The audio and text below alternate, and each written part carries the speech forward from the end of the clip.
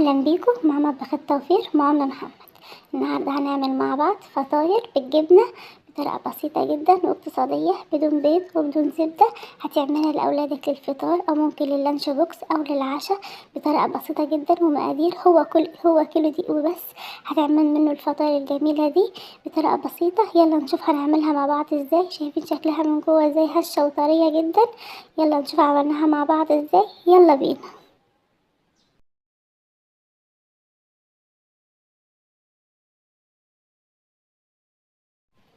عندي هنا بولة فاضية هحط فيها كوباية من الحليب الدافي. ده لبن دافي وعليها كوباية مية وعليهم باكت خميرة حوالي معلقة كبيرة.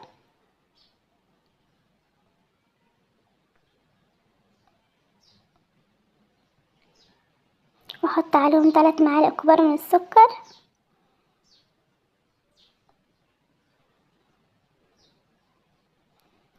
واقلب كل ده، اللبن مع الخميرة مع المية، قلبتهم بالشكل ده.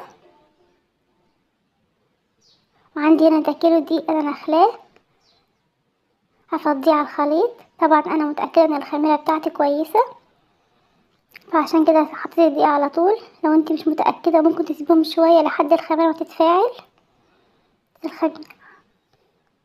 قلب الدقيق بالشكل ده، هعجنها.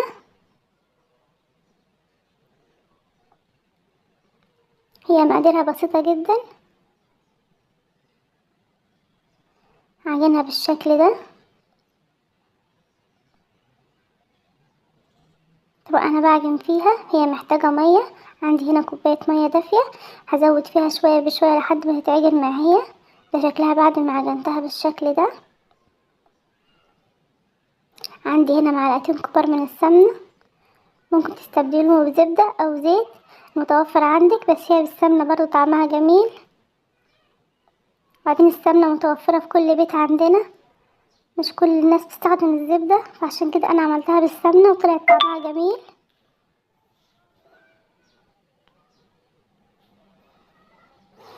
عجنها بالشكل ده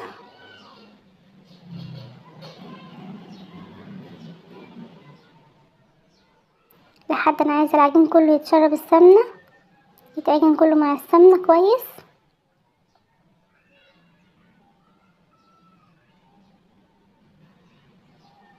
ده شكلها بعد ما عجنتها.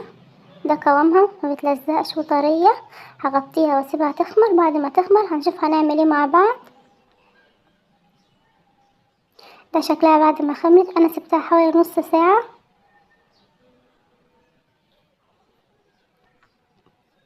عندي هنا صينية انا دهناها فرشة بسيطة من الزيت. ههبط العجين واشكله لكرات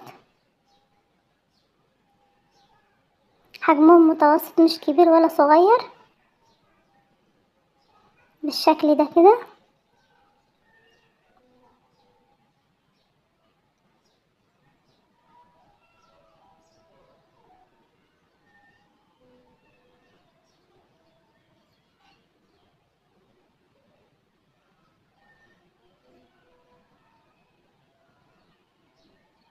لحد ما اخلص كل الكمية. انا هنا خلصت كل الكمية. هغطيهم عشان وشهم ما ينشفش.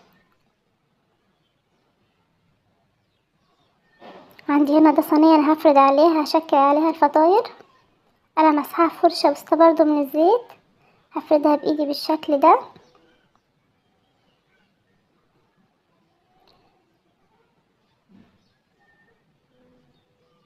وعندي هنا ده النشاب انا هفردها بيه بشكل طولي بالشكل ده، والعرض برضو فردة بسيطة. انا عايزاه يكون سمكها السمك بتاعها يكون رقيق، فردتها بالشكل ده. عندي ده هنا ده جبنة فيتا، اي نوع جبنة عندك، اي نوع جبنة بتحبيه. حط فيها معلقة صغيرة بالشكل ده واتني الاطراف.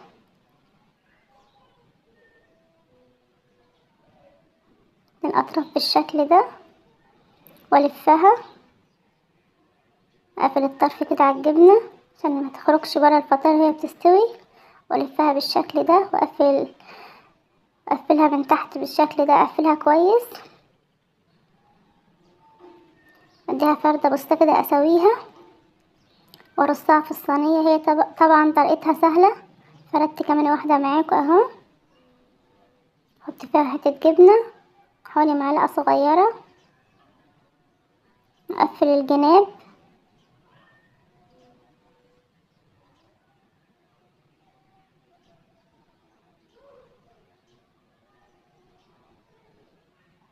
اقفلها بالشكل ده والفها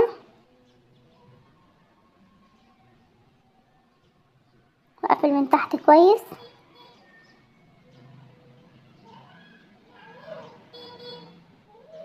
فردة بسيطة كده وارصهم في الصينية. ده شكلهم في الصينية. هخلص كل الكمية. ده شكله بعد ما خلصت كل الكمية. هسيبها حوالي ربع ساعة كده ترتاح. وبعد كده عندي هنا ده معلقة سكر مدوبهم في كوباية مية، هحط فرد على وشها بالشكل ده، دهنة بسيطة كده، هدهن الوش. وبعد كده ادخلها الفرن. ده شكلها وهي في الفرن. انا بسوي الفرن العادي، ممكن تسويها في فرن البوتاجاز. ده شكلها بعد ما استوت، طلع هشة وطرية جدا. شايفينها بجد طرية جدا وجميلة، جنب كوباية شاي بلبن كده للأولاد في الفطار أو في العشاء أو ممكن للمدرسة.